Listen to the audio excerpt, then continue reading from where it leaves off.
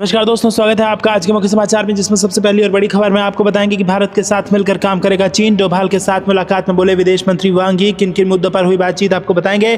खबर में आगे जिक्र होगा कि 6G के लिए चीन के चिप पर डिपेंड नहीं रहेगा भारत, सरकार ने बनाया ये बड़ा प्लान। आगे आपको बताएंगे कि महाकुंभ में बनेगा महा किचन, मुफ्त खाना खिलाएगी योगी सरकार। आगे जिक्र होगा कि निर्वाचन आयोग ने दिल्ली विधानसभा चुनाव की तैयारियों की कर ली है समीक्षा, किसी भी वक्त हो सकता है तारीखों का ऐलान। और इसी के साथ आगे जिक्र होगा कि बांग्लादेश का रोका 90% सामान, हिंदुओं पर हमले के बाद भारत का बड़ा एक्शन। दोस्तों, हर एक खबर की गहराई में आपको ले जाएंगे, लेकिन उससे पहले आपसे निवेदन की वीडियो को कीजिए लाइक और चैनल को सब्सक्राइब करके बेल आइकन दबाकर कमेंट में लिखिए जय हिंद। रुक करते हैं सबसे पहली और बड़ी खबर की तरफ। भारत के साथ मिलकर काम करेगा चीन। डोभाल के साथ मुलाकात में बोले विदेश मंत्री वांग यी, और किन किन मुद्दों पर बातचीत हुई आपको बता दें दोस्तों कि भारत के राष्ट्रीय सुरक्षा सलाहकार अजीत डोभाल और चीन के विदेश मंत्री वांग यी ने मुलाकात की है। दोनों के बीच LAC पर शांति के प्रबंधन और पूर्वी लद्दाख में सैन्य गतिरोध के कारण 4 साल से अधिक समय से जमे हुए द्विपक्षीय संबंधों की बहाली सहित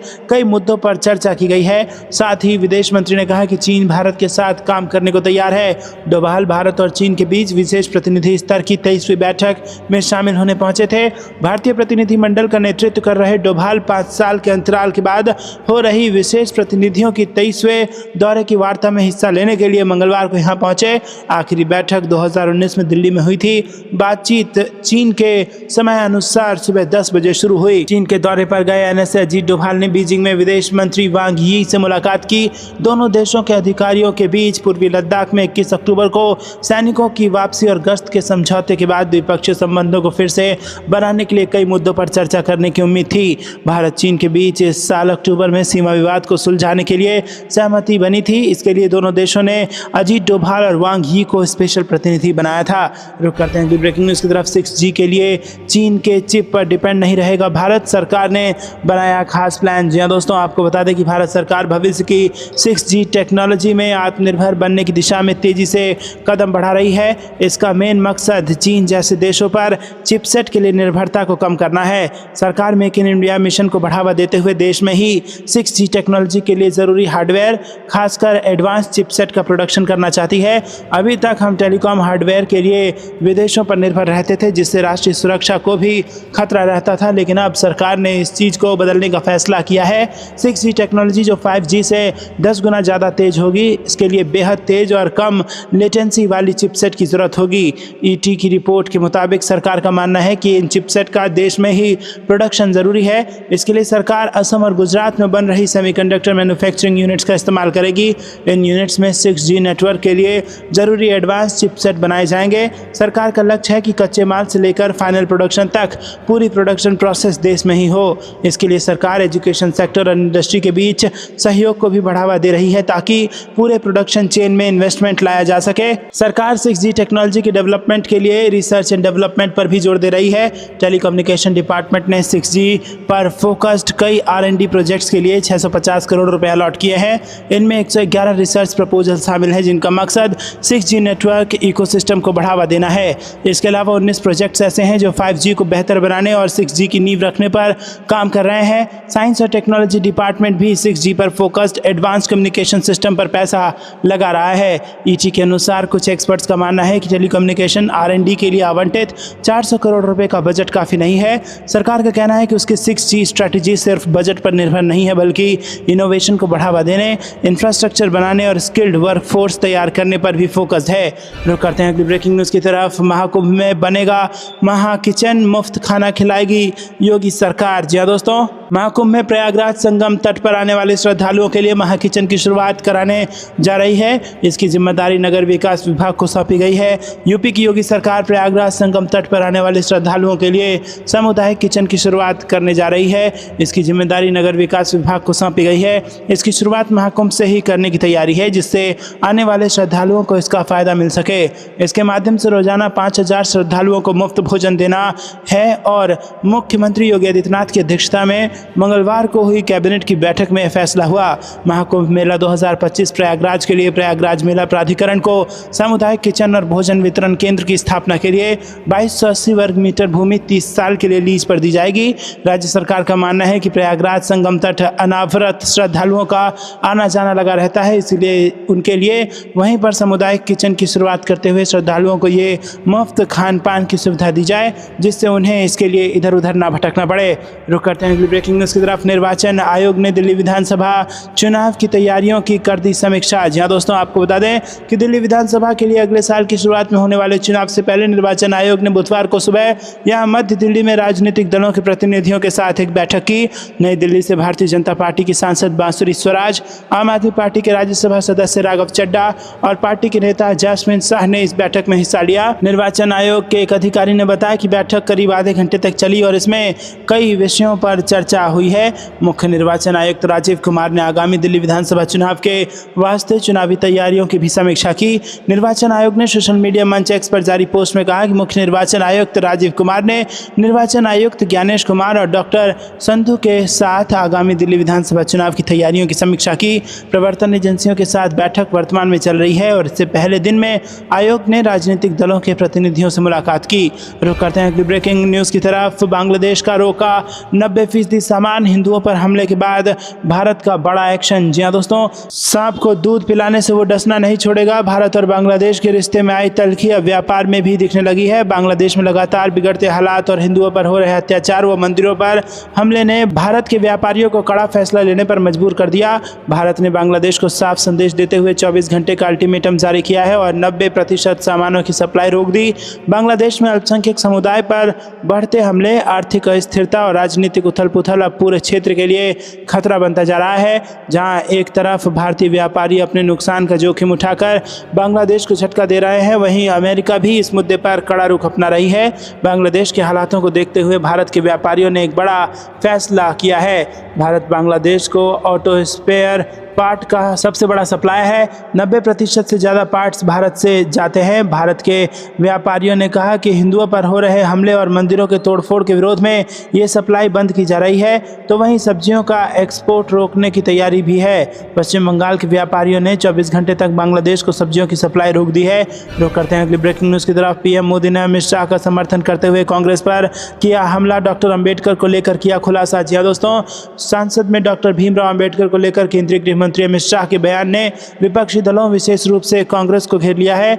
बुधवार को संसद में कांग्रेस और अन्य विपक्षी दलों ने इस मुद्दे पर जमकर हंगामा किया, जिसके बाद प्रधानमंत्री नरेंद्र मोदी ने खुलकर अमित शाह का समर्थन किया और कांग्रेस पर गंभीर आरोप लगाए। पीएम मोदी ने एक्स पर ट्वीट कर कहा कि अमित शाह ने डॉक्टर अंबेडकर के संबंध में कांग्रेस का पर्दाफाश किया है और ये साफ कर दिया है कि कांग्रेस ने वर्षों तक अंबेडकर का अपमान किया है। कांग्रेस पर सीधा हमला। प्रधानमंत्री मोदी ने ट्वीट में कहा कि कांग्रेस का झूठ अब और नहीं चलने वाला है। वर्षों से कांग्रेस ने डॉक्टर अंबेडकर के योगदान को नकारा और उन्हें अपमानित किया। रुक करते हैं अगली ब्रेकिंग न्यूज़ की तरफ। अंतरिक्ष क्षेत्र में लंबी छलांग लगाने की तैयारी। इसरो ने HLVM-3 को अंतिम रूप देना किया शुरू। जी हाँ दोस्तों, भारत ने अंतरिक्ष क्षेत्र में लंबी छलांग लगाने की तैयारी शुरू कर दी है। दरअसल इसरो ने अपने महत्वाकांक्षी गगनयान मिशन की लॉन्चिंग की तैयारी शुरू कर दी है। इसके तहत इसरो के सतीश धवन अंतरिक्ष केंद्र में HLVM-3 की असेंबली शुरू कर दी गई है। गगनयान मिशन को साल 2025 में लॉन्च किया जाना है। ये तैयारियां ऐसे समय हो रही हैं जब इसरो के LVM-3X मिशन को 10 साल पूरे हो गए हैं। साल 2014 में LVM-X मिशन को लॉन्च किया गया था और अब ये LVM-3 उसी LVM-X का उन्नत रूप है। रुक करते हैं अगली ब्रेकिंग न्यूज़ की तरफ। बिहार में आएगी निवेश की बहार। 19-20 दिसंबर को पटना में होगा ग्लोबल इन्वेस्टर समिट। 80 देशों के निवेशक होंगे शामिल। जी हाँ दोस्तों, वैश्विक निवेशक सम्मेलन बिहार बिजनेस कनेक्ट 19 से 20 दिसंबर तक पटना में आयोजित किया जाएगा। आधिकारिक सूत्रों ने मंगलवार को बताया कि बिहार बिजनेस कनेक्ट 2024 वैश्विक निवेशक सम्मेलन 19 से 20 दिसंबर तक पटना में आयोजित किया जाएगा। ये पिछले साल दिसंबर में पटना में आयोजित बिहार बिजनेस कनेक्ट 2023 की अगली कड़ी है। कार्यक्रम में बिहार के मुख्यमंत्री नीतीश कुमार, राज्य सरकार के वरिष्ठ मंत्री, प्रमुख उद्योगपति, नीति निर्माता और क्षेत्रीय विशेषज्ञ भाग लेंगे। इस कार्यक्रम में देश विदेश के टॉप 80 इंडस्ट्रीज के CEO शामिल होंगे। उद्योग मंत्री नीतीश मिश्रा कार्यक्रम का उद्घाटन करेंगे। रुक करते हैं अगली ब्रेकिंग न्यूज़ की तरफ। वन नेशन वन इलेक्शन पर जेपीसी बनाने की प्रक्रिया शुरू, कमेटी सदस्यों के लिए सभी पार्टियों से मांगे गए नाम। जी हाँ दोस्तों, वन नेशन वन इलेक्शन पर जेपीसी बनाने की प्रक्रिया शुरू हो गई है। संसदीय कार्य मंत्री किरण रिजिजू ने कमेटी सदस्यों के लिए सभी दलों से नाम मांगे हैं। उन्होंने कहा कि पीएम मोदी ने बाबा साहेब अम्बेडकर के सपनों को पूरा करने का काम किया। कांग्रेस ने कभी किसी एससी एसटी को कानून मंत्री बनाने के बारे में नहीं सोचा है। कांग्रेस पार्टी ने बाबा साहेब का नाम लेकर बार बार जो पाप किया है वो धुल नहीं सकता है। कांग्रेस ने आरोप लगाया कि मंगलवार को संसद सत्र के दौरान केंद्रीय गृह मंत्री अमित शाह ने BR अम्बेडकर का अपमान किया। कांग्रेस राज्यसभा में अमित शाह की ओर से दिए गए भाषण के लिए माफी मांगने की बात कही, जिसके बाद बुधवार को केंद्रीय मंत्री किरण रिजिजू ने गृह मंत्री अमित शाह के बयान का बचाव किया। रिजिजू ने कहा कि कांग्रेस पार्टी वोट बैंक की राजनीति के लिए अम्बेडकर के नाम का इस्तेमाल करना जारी रखती है, जबकि विपक्षी राज्यसभा में जय भीम का नारा लगाते हैं।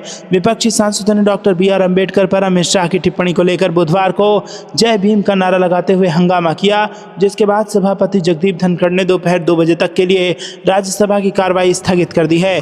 दोस्तों, आपको क्या कुछ लगता है कमेंट में जरूर बताइए। वीडियो को लाइक नहीं किया तो लाइक जरूर कीजिएगा। रुक करते हैं अगली ब्रेकिंग न्यूज़ की तरफ।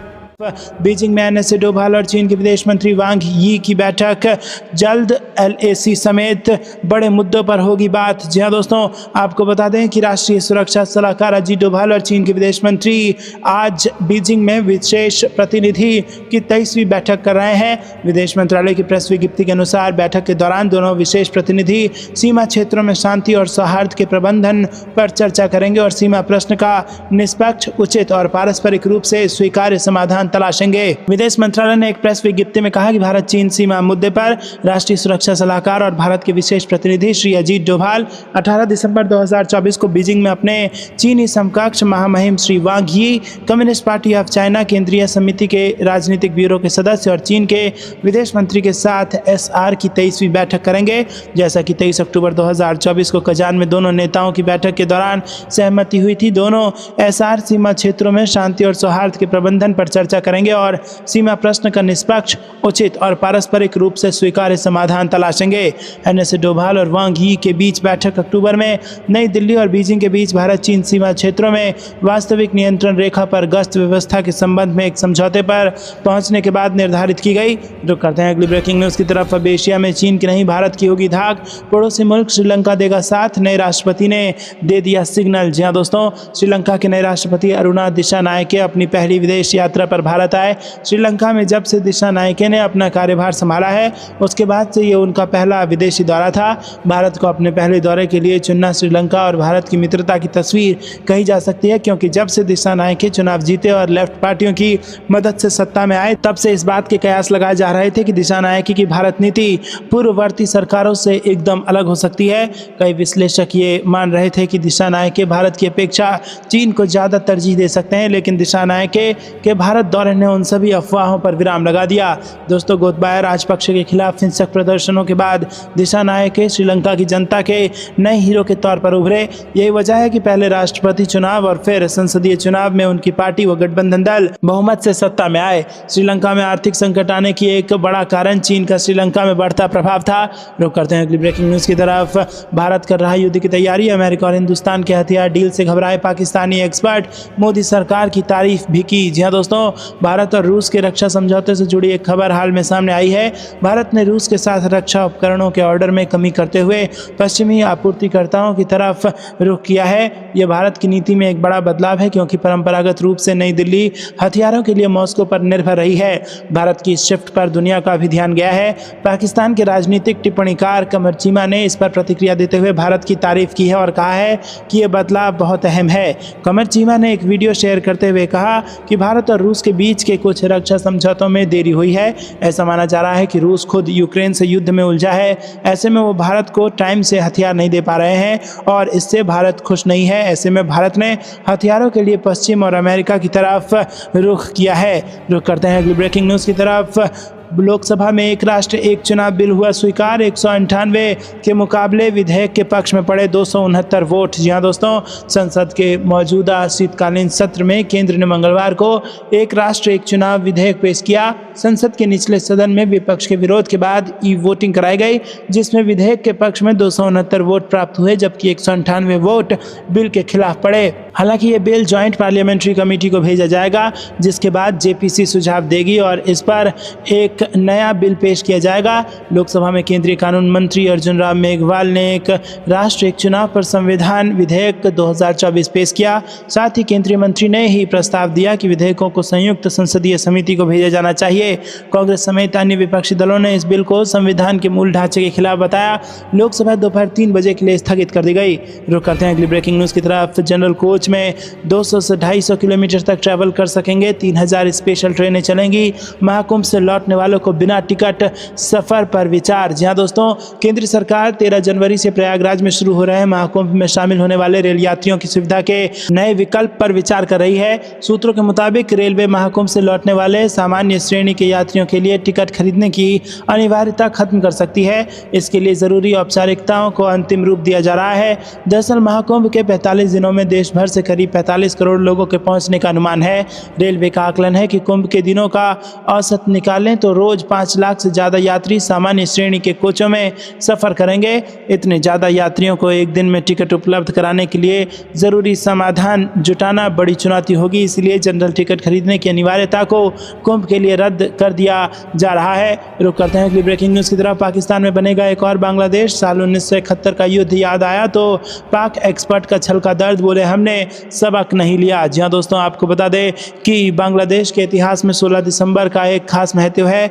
इस दिन बांग्लादेश में विजय दिवस मनाया जाता है, क्योंकि 16 दिसंबर को ही 1971 में बांग्लादेश मुक्ति युद्ध में पाकिस्तानी सेना की हार हुई थी। इससे बांग्लादेश के पाकिस्तान से अलग आज़ाद देश बनाने का रास्ता साफ हुआ था। बांग्लादेश में लगातार जारी सियासी उथल पुथल के बीच मंगलवार को 53वां विजय दिवस मनाया गया है। बांग्लादेश के अलग देश बनने पर पाकिस्तान के राजनीतिक टिप्पणीकार कमर चीमा ने अपनी प्रतिक्रिया दी है। चीमा ने इस बात पर भी ध्यान दिलाया है कि पाकिस्तान के सामने एक बार फिर से बंटने का खतरा है। रुक करते हैं अगली ब्रेकिंग न्यूज़ की तरफ। कांग्रेस नेता फिलिस्तीन का बैग लेकर घूम रही हम नौजवानों को इजराइल भेज रहे, योगी ने प्रियंका को घेरा। जी हाँ दोस्तों, उत्तर प्रदेश के मुख्यमंत्री योगी आदित्यनाथ ने प्रियंका गांधी के संसद में फिलिस्तीन लिखे बैग ले जाने पर सवाल खड़े किए हैं। योगी ने यूपी विधानसभा में कहा कि कांग्रेस नेता फिलिस्तीन का बैग लेकर घूम रही है और हम अपने नौजवानों को इजराइल भेज रहे हैं। योगी ने कहा कि यूपी के अब तक करीब 5600 से अधिक युवा इजराइल गए हैं, जहां निर्माण कार्य के लिए उन्हें रहने खाने की फ्री व्यवस्था और 1.5 लाख महीने की तनख्वाह मिल रही है। बता दें कि कांग्रेस नेता प्रियंका गांधी सोमवार को संसद में फिलिस्तीन लिखा बैग लेकर पहुंची थी। बीजेपी ने इस पर आपत्ति भी जताई थी। बीजेपी ने कहा था कि प्रियंका को बांग्लादेशी हिंदुओं का दर्द नहीं दिखता। इसके बाद मंगलवार को प्रियंका गांधी बांग्लादेशी हिंदुओं के समर्थन वाला बैग लेकर संसद गई थी। रुक करते हैं अगली ब्रेकिंग न्यूज़ की तरफ। पानी, बिजली, विकास और रोजगार के लिए राजस्थान को पीएम मोदी की सौगात, हजारों करोड़ के प्रोजेक्ट्स का लोकार्पण। जी हाँ दोस्तों, राजस्थान में बीजेपी सरकार के 1 साल पूरा होने पर प्रधानमंत्री नरेंद्र मोदी ने यहां पानी, बिजली, सड़क और रेलवे के साथ कुल 24 प्रोजेक्ट्स का लोकार्पण और शिलान्यास किया और मुख्यमंत्री भजन लाल शर्मा को बधाई दी। उन्होंने कहा कि राजस्थान में विकास को नई दिशा देने में भजन लाल जी और उनकी पूरी टीम ने बहुत परिश्रम किया है। उनके नेतृत्व में पहला साल आने वाले सालों को मजबूत नींव प्रदान करेगा। प्रधानमंत्री मोदी ने कहा कि ये प्रोजेक्ट राजस्थान में पानी की चुनौती का स्थायी समाधान करेंगे। ये प्रोजेक्ट्स राजस्थान को देश के सबसे कनेक्टेड राज्यों में से एक बनाएंगे। इससे राजस्थान में निवेश को भी बल मिलेगा और रोजगार के अनेक अवसर बनेंगे। राजस्थान की टूरिज्म को, यहाँ के किसानों को और नौजवान साथियों को इससे बहुत फायदा होगा। प्रधानमंत्री मोदी ने कहा कि मुझे विश्वास है कि इन परियोजनाओं में राजस्थान में भी जल्द से जल्द 100% घरों तक नल से जल पहुँचेगा। CR पाटिल के नेतृत्व में जन भागीदारी से एक अभियान चलाया जा रहा है। रेन वाटर हार्वेस्टिंग के लिए रिचार्जिंग वेल बनाए जा रहे हैं। उन्होंने कहा कि भारत के जिन राज्यों में पानी की किल्लत है, वहां अब तक करीब 3 लाख रेन वाटर हार्वेस्टिंग की संरचना बनाई जा चुकी है। रुक करते हैं अगली ब्रेकिंग न्यूज़ की तरफ। संविधान पर चर्चा, आपातकाल देश को बचाने के लिए नहीं बल्कि कुर्सी को, जेपी नड्डा का कांग्रेस पर जोरदार हमला। जी दोस्तों, राज्यसभा में मंगलवार को संविधान पर बहस हुई। इस दौरान केंद्रीय मंत्री जेपी नड्डा ने कांग्रेस पर आपातकाल समेत कई मुद्दों को लेकर जमकर हमला बोला। साथ ही कहा कि भारत न केवल केवल सबसे बड़ा लोकतंत्र है बल्कि ये लोकतंत्र की जननी भी है। नड्डा ने कहा कि हम जो त्यौहार मनाते हैं वो एक प्रकार से संविधान के प्रति हमारे समर्पण, संविधान के प्रति हमारी प्रतिबद्धता को मजबूत करता है। मुझे विश्वास है कि हम इस अवसर का सदुपयोग कर राष्ट्रीय लक्ष्य को पूरा करेंगे। हम सभी जानते हैं कि भारत सबसे बड़ा लोकतंत्र है, लेकिन जैसा कि हमारे प्रधानमंत्री ने कहा कि ये न केवल सबसे बड़ा लोकतंत्र है बल्कि ये लोकतंत्र की जननी भी है। उन्होंने कहा कि जब हम संस्कृति की बात करते हैं तो कई बार लोग ये महसूस करते हैं कि हम प्रगतिशील नहीं हैं। मैं उनका ध्यान इस ओर दिलाना चाहता हूं कि संविधान की मूल प्रति में अजंता और एलोरा की गुफाओं की भी छाप थी और हम उस पर कमल की छाप भी देखते हैं। कमल इस बात को दर्शाता है कि कीचड़ और दलदल से बाहर आने और आज़ादी के लिए लड़ने के बाद हम एक नई सुबह और नए संविधान के साथ खड़े होने के लिए तैयार हैं। इसीलिए हमारा संविधान भी कमल से हमें ये प्रेरणा देता है कि तमाम परेशानियों के बावजूद हम लोकतंत्र को मजबूत करने में कोई कसर नहीं छोड़ेंगे। रुक करते हैं अगली ब्रेकिंग न्यूज़ की तरफ। यूपी समेत राज्यों में और लुढ़केगा पारा, तेज होगा शीतलहर का प्रकोप, मौसम विभाग ने दे दी चेतावनी। जी हाँ दोस्तों, उत्तर भारत के मैदानी और पहाड़ी राज्यों में ठंड ने ठिठुरन बढ़ा दी है और कई राज्यों के लोगों को शीतलहर और कोहरे की डबल मार झेलनी पड़ रही है। मगर आने वाले दिनों सर्दी का सितम और बढ़ने वाला है। भारत मौसम विज्ञान विभाग ने 17 दिसंबर 2024 को देश भर के मौसम को लेकर पूर्वानुमान जारी किया है।